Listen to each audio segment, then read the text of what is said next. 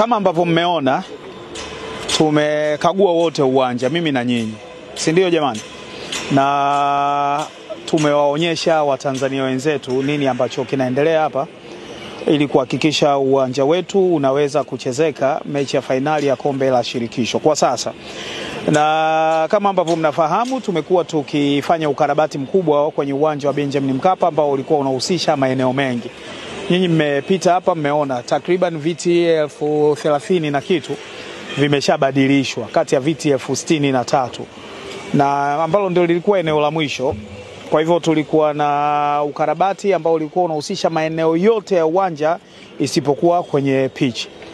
Na pitch ilitengenezwa na shirikisho la soka barani Afrika CAF mwaka juzi wakati walipokuja kufanya mechi ya ufunguzi wa AFL kati ya Simba na Al Ahly, na tukapewa muda kwamba tutaweza kuitumia kwa miaka 2 ambayo ilikuwa inaisha mwishoni mwa mwaka huu. Kwa hivyo tulikubaliana ya kwamba tutakapomaliza michuano ya CHAN ambayo inachezwa mwezi Agosti mwaka huu, ndio ambapo sisi tutaingia kukarabati pitch, tuifumue yote na tutengeneze pitch upya. Lakini naona kalika bahati mbaya kama mechi ya robo finali ya kombe la shirikisho kwa ngazi ya club kalitu zindua kwamba muda wa hii pitch unakaribia kuisha, na tumeamua kufanya ukarabati ili kuhakikisha kwamba uwanja unachezeka angalau mpaka baada ya CHAN, kabla hatujaamua kufumua wote na kuitengeneza upya pitch.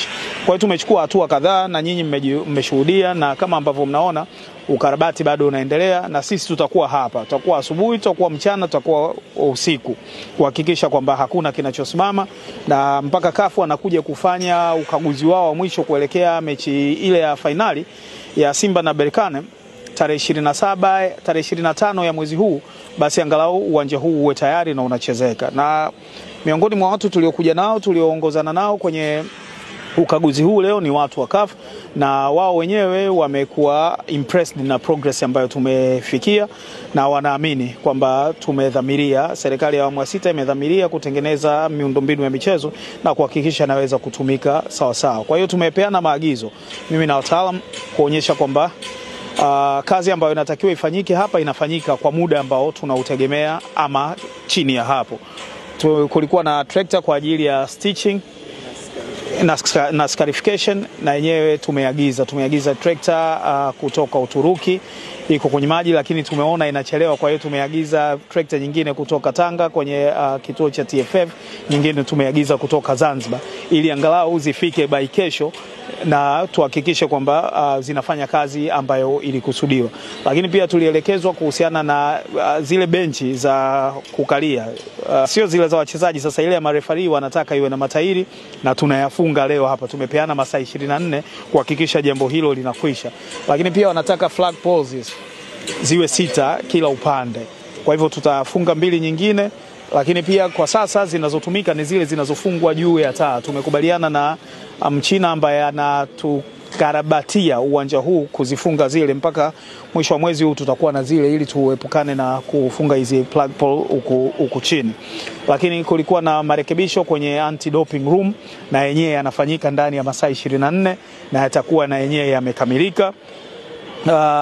Viti kama ambavyo nimesema mwanzoni, viti kadhaa vimeshabadilishwa, na haya maeneo ambayo hayana viti angalau tutaziba na vile ambavyo vimetolewa kwa sasa kwa ajili ya mchezo huu tu, ambapo tunatarajia mpaka mwishoni mwa mwezi wa 6 viti vyote vitakuwa vimebadilishwa uwanja huu. Kwa hiyo ili kutokuwa na mapengo wakati wa mchezo, tutahakikisha viti ambavyo vimetolewa maeneo mengine vinawekwa kwa muda katika baadhi ya maeneo ili kuhakikisha uwanja wote unakuwa unakalika.